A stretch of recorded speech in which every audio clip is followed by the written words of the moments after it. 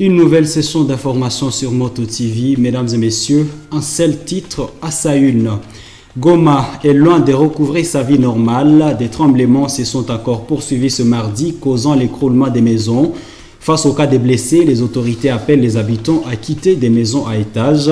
Elles annoncent aussi l'intervention humanitaire pour pallier le problème des abris et de l'eau potable dans la ville. C'est tout pour les sommaires. Restez avec nous pour l'intégralité de ce journal. À Goma, les mouvements sismiques des terres se sont poursuivis ce mardi à la suite des activités volcaniques. À plusieurs endroits, ces tremblements ont causé des fissures, par exemple sur les pavements, les artères et les murs des habitations. Des fissures qui ont même provoqué des écroulements des maisons. Eugénie Moussiviroa nous en parle dans ses récits. Dans le voisinage de l'hôtel Ishango, 2 maisons se sont écroulées à la suite de fissures provoquées par du tremblement des terres. Les constructions les plus vulnérables sont des maisons à étages. Des habitants ont été surpris par le drame. C'est le cas de cette dame qui s'est sauvée de justesse. Ce sont mes voisins directs. En fait, on nous a appris qu'il y a une maison de la voisine près de Clénoville, la clinique, l'autre vie, qui vient de s'effondrer. Il y a 2 filles qui y étaient et qu'on transporte directement à l'hôpital. Je suis arrivé, les enfants étaient déjà partis à l'hôpital. En rentrant, j'arrive juste chez les voisins. Je remarque qu'il y avait beaucoup de fissures dans sa maison. Alors j'ai dit à mes enfants, il ne faut plus entrer dans la maison parce qu'avec ce que je vois chez les voisins, rester dans notre avenue là. Et j'ai dit à mes voisins, s'il passe seulement un seul tremblement, cette maison des voisins va s'écrouler. Mais vous, qu'est-ce que vous avez vu? Je n'ai pas vu. Ce que j'ai vu, c'était déjà de la... Je suis entrée ici. Quand j'entre, j'arrive ici même, dans ma parcelle, j'ai entendu l'écroulement de la maison et il y avait une grande poussière. J'ai quitté, donc ça s'était passé dans quelques secondes. Dans quelques secondes, on ne voyait même pas la personne qui est à 2 mètres de vous. Personne ne savait où est passé son enfant. Vous voyez tout ça. On a commencé à chercher les enfants parce que tous les enfants qui étaient dans la rue avaient paniqué. Alors on a rassemblé les enfants. Et puis on est parti regarder ce qui s'était passé. Oui, un chantier presque achevé. Il y avait un garçon qui puisait de l'eau, mais on lui avait conseillé, quand je suis monté comme ça, de quitter, de laisser tout là. Juste en quittant, lui quitte dans la rue. Moi, j'entre chez moi et la maison s'est écroulée. C'était ça. Chez sa voisine, on a enregistré de blessés. Ils ont été sauvés du haut de l'étage par 2 voisins et 2 passants qui se sont transformés en secouristes. Les autorités, comme ce ministre sortant de finances, se sont rendus sur place pour constater les dégâts.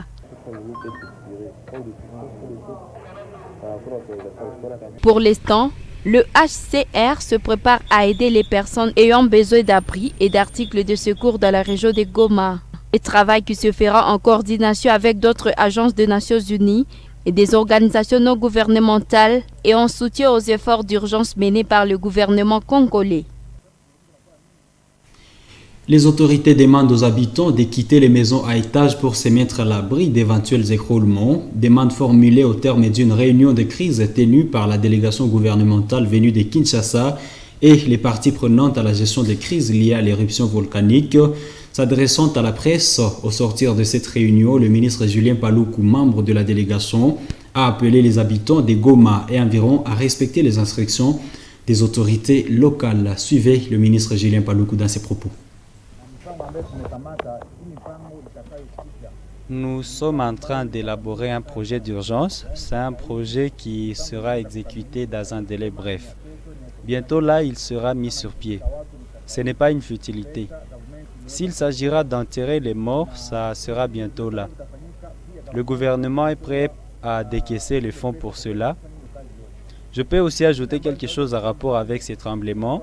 Nous allons conseiller à la population d'éviter de rester dans les maisons à étages. En cas de dégénérescence des tremblements de terre, ils peuvent rester à l'extérieur pour éviter des risques. Et autre chose, c'est que le gouvernement vient de songer aux agents de l'OVG. Il a payé 3 mois de leur dette et des frais de fonctionnement pour 3 mois. Nous pensons qu'il n'y aura pas de difficultés pour les 3 mois à venir. Et enfin, c'est exhorter la population à respecter les mots d'ordre du gouverneur de la province en mettant en pratique les conseils de l'OVG par rapport à ces problèmes de volcans. Mais nous vivons avec les volcans quotidiennement. Laissons ces intox sur les réseaux sociaux. Suivons plutôt les conseils des autorités. Si le gouvernement nous envoie ici, c'est pour que nous venions nous rendre compte de la gravité du fait ici auprès de vous. Parce qu'à Kinshasa, nous écoutions que vous souffrez. Ainsi, nous avons décidé, sur permission du gouvernement et du Premier ministre, de venir séjourner en compassion avec la population locale. Raison de notre présence ici, et nous n'en sortirons pas sans nous rassurer que la situation est redevenue à la normale et que la vie reprend son cours normal à Goma.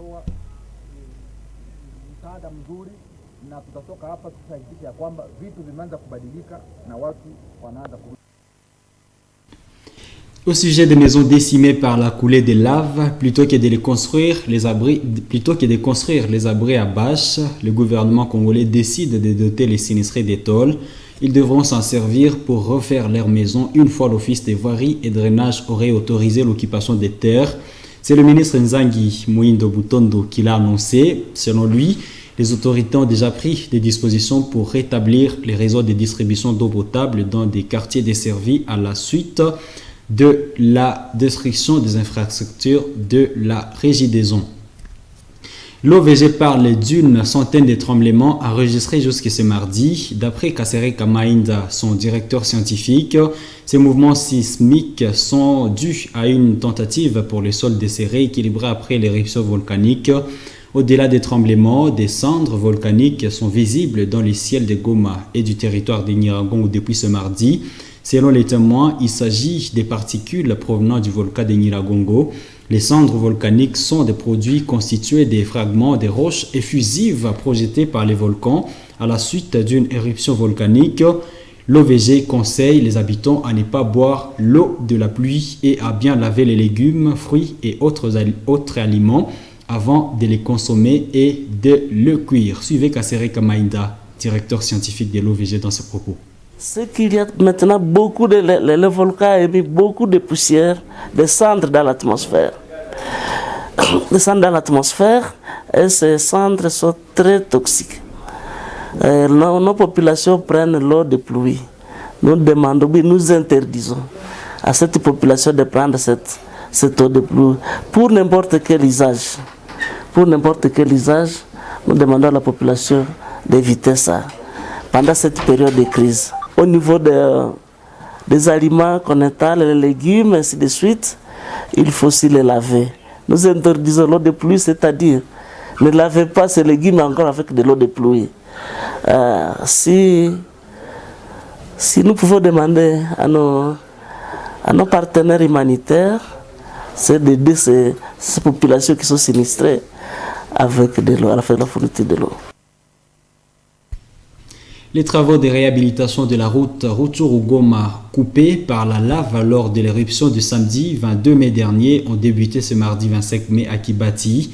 Il s'agit d'un espace de plus de 1600 mètres qui sera réhabilité par l'entreprise Sokok sur demande des autorités provinciales. Suivez ces reportages de Tuvé Wundi de la RTNC Goma rendu par Kraska Koko. C'est ici à Kibati, dans les territoires de Nyiragongo, où ces travaux ont été lancés. Ces engins appartiennent à l'entreprise Sokok, spécialisée dans les grands travaux et qui va exécuter ces tâches dans un délai court. Les travaux vont consister à rallier les débouts de la chaussée et au remplayage pour permettre la traversée rapide des véhicules bloqués de part et d'autre. L'ingénieur Amani Kisogondo Jacques, directeur de la Sokok, explique la nature des travaux qui seront réalisés. Nous, en tant qu'entreprise de construction basée à Goma, nous avons les soucis de cette route qui était endommagée par la lave volcanique. Raison pour laquelle nous sommes ici sur demande des autorités provinciales.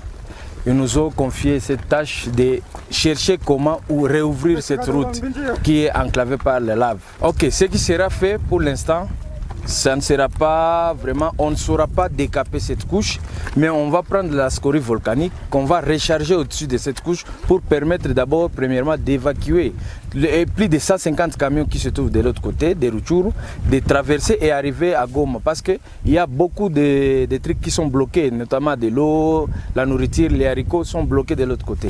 Raison de notre mission ici. Si vous constatez au niveau des Mounigi, il y a nos camions qui sont en train de charger la scorie volcanique qui vont amener ici et nous commençons les rechargements. La veille, la délégation de ministres de pêche par le gouvernement central depuis Kinshasa a visité cette route. Le ministre Jean-Jacques Mbungani, chef de la délégation, a parlé d'une situation catastrophique et a promis que le trafic sera rétabli incessamment. Des échanges fructueux avec le gouvernorat, avec l'OVG et également la protection civile. L'état de besoin est établi. Nous sommes là en appui des autorités de la province pour donner et trouver des solutions. En attendant que les travaux soient bouclés, certains piétons continuent de traverser bagages en main pour se rendre pour la plupart à Goma. Après l'éruption volcanique à Goma, des messages de compassion des footballeurs fusent de partout. Ce mardi, c'était au tour de Trésor Mputu, ancien capitaine des Léopards de la RDC, de s'adresser pour apporter son soutien moral à la population de Goma. Reconnaissant que ce problème affecte tout le pays, l'international congolais appelle la population à ne pas perdre de l'espoir, car tout le pays est derrière elle. Trésor Mputu dans ses propos. Pendant qu'on a vu sur Goma, tous a des cœurs, Nabino. En tant que Congolais, pas si Nabino, ils n'ont pas si Nabiso. Au Bino Bozomona Kuna. Nos frères et sœurs habitants de Goma, nous sommes des cœurs avec vous. En tant que Congolais, votre souffrance est aussi la nôtre. La situation que vous vivez à cet instant nous affecte aussi. Nous vous soutenons spirituellement. Ce problème auquel vous êtes confrontés concerne toute la République. Que Dieu vous protège où vous êtes. À ceux qui ont perdu les leurs, à ceux qui ont perdu leurs biens, soyez forts. Je vais demander aux autorités de songer à ce qui se passe dans cette ville de Goma.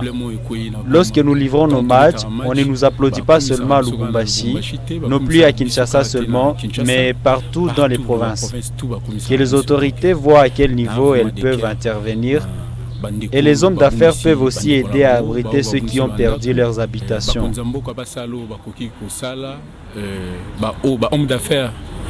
Batela biso likambo basala o bakoki kosala na bandeko na biso babungisi bandeko na bango babungisi bandako. Merci na bato ba olanda vidéo na ngai Trésor Mputu. Ce mardi, le bilan humain de l'éruption volcanique est passé de 22 à 31 morts. La plupart de ces victimes ont été calcinées par la lave ou asphyxiées par le gaz toxique qui émane notamment des laves incandescentes. Les mêmes sources renseignent que l'identification de ces victimes est en cours. Le centre hospitalier de la Sainte Famille Mukuna a enfin débuté la vaccination contre la Covid-19 depuis le lundi 24 mai. Sur les 20 doses pour 2 jours, 13 ont pu être utilisées. Les responsables de ces centres encouragent les habitants de ce coin à se faire vacciner pour lutter contre cette pandémie. Isabelle Wangaimuka nous fait le point dans ce reportage.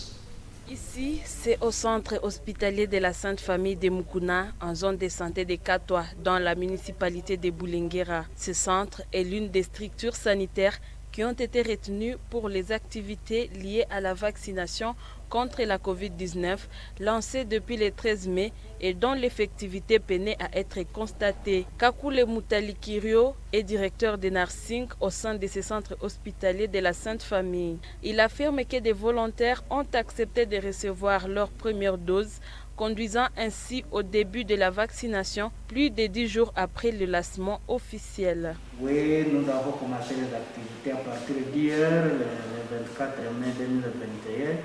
Jusque-là, les gens sont de venir petit à petit, au lieu de vacciner au moins 13 personnes. On m'a donné, jusque-là, on m'a donné au moins 20 doses, c'est ce que je suis en train d'utiliser. Ndobia, infirmier au sein de cette structure, a déjà reçu sa dose. Il encourage les habitants de l'aire de santé de Mukuna et environ à faire de même. J'ai reçu le vaccin hier. En fait, tout produit pharmaceutique ont des effets secondaires. Comme effet secondaire, après 8 heures, j'ai un peu de céphalée, myalgie, mais ce n'est pas comme le vaccin d'Ebola. C'est maîtrisable. J'ai reçu des comprimés de paracétamol et maintenant je me sens bien. Peut-être que ce n'est pas obligatoire, mais on va encourager tous nos camarades, infirmiers, médecins, de se vacciner volontairement. Jusqu'au 21 mai 2021, au Nord Kivu, 1641 personnes se sont déjà fait vacciner selon les bulletins du comité multisectoriel de lutte contre la COVID-19 du 22 mai, rendu public samedi 22 mai dernier. C'est depuis près de 2 semaines que la vaccination contre la COVID-19 a été lancée à Ville de Butembo. Elle concerne les personnes majeures avec une priorité sur celles de plus de 55 ans. L'association des sages solidaires du 3e âge appelle les autorités à intensifier des sensibilisations pour atteindre les personnes du 3e âge dont nombreuses ne sont pas suffisamment informées sur cette pandémie. Mouido Safari Norbert est l'un d'entre eux. Suivez-les dans ses propos recueillis par Samuel Wainda. Pris acte de sensibilisation, mais apparemment, nous voudrions que la sensibilisation soit vraiment très élargie parce que la ville est très vaste et beaucoup de vieillards restent d'abord à la maison. Et parmi ces vieillards, il y a même ceux qui sont sous-informés, même de cette maladie. Mais nous sommes là pour les épauler. Une fois s'il y aura un moyen, puisque nous avons des sites sociaux dans toutes les cartes communes de la ville. Maintenant, nos encadreurs et encadreuses pourront d'abord être formés. Après s'être formés, maintenant, ils passeront maintenant former tous les vieillards, même les membres et qui ne sont pas membres.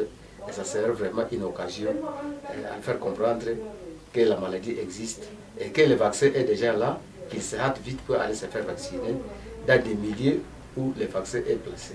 Une fois si la sensibilisation serait sensibilisée par les jeunes, je sais bien que les personnes âgées ne comprendront pas ce qu'on est en train de faire, puisqu'on a dit que la maladie est plus exposée à eux, et non plus aux jeunes. La sensibilisation a été mal laissée. Pourquoi? Puisqu'on a dit que pour le vaccin, ce n'est pas obligatoire. On a dit que c'est le choix. Alors quant à nous, nous avons souhaité que vraiment le gouvernement puisse prendre d'autres mesures, de donner des kits, surtout les lavabos, les faire aussi laver les mains, les cache-nez. Ça, en tout cas, vraiment, ça pourra les aider les plus mieux. Un groupement des rebelles ADF a attaqué 2 positions miliciens Maïmaï de l'UPLC cantonnés à Pabuka, un village du groupement Bouliki, en attente du début du programme DDR. D'après nos sources, ces attaques ont eu lieu entre 3h et 6h du matin de ce mardi 25 mai. Ces incidents ont causé la psychose dans le chef des habitants de Lissasa et Kanyeunga, des villages situés à l'est de Kalunguta. L'administrateur adjoint du territoire de Beni en charge des questions politiques, Richard Kivanzangas, dresse un bilan provisoire des 7 présumés Maïmaï UPLC tués. Les FARDC sont intervenus pour mettre en déroute l'ennemi. En sport, initialement prévu pour ce mardi 25 mai 2021, le voyage des filles du Graben Sport de Butembo pour Goma n'a pas eu lieu. D'après l'entente urbaine de football féminin de Butembo, il était prévu que les champions de Butembo se rendent à Goma pour former une équipe avec l'AS Kabacha locale, ce dans le but de préparer à commun la Ligue nationale de football féminin qui devra se dérouler à Kinshasa. D'après l'entente, les filles de Butembo sont censées voyager à Kinshasa ou via Goma après que la situation de Goma soit régularisée. Mesdames, Messieurs, c'est donc par cette nouvelle sportive que nous mettons point final à cette édition du journal. Mais dans l'entretemps, suivez l'invité du journal aujourd'hui. Il s'agit du directeur scientifique de l'OVG Goma qui parle de la situation des tremblements de terre dans cette ville volcanique. Au revoir.